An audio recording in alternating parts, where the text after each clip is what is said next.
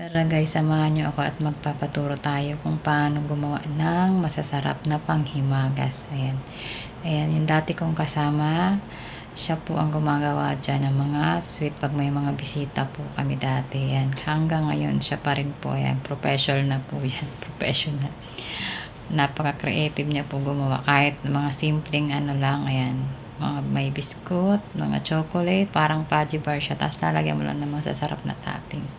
Ayan, mango siya, may biscuit sa mga ilalim or kaya cake. Ayan guys, yung toppings ng chocolate na parang fudgy bar, pinaghalo lang po yung cornstarch, milk, tsaka may galaxy din po siya na chocolate, tsaka cream. Yan, toppings po yan dun sa may chocolate na cake. Ayan guys, oh, diba ang sarap.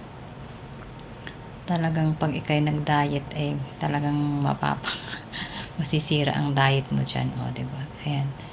Professional na siya, guys, ang gumawa ng mga ganyan.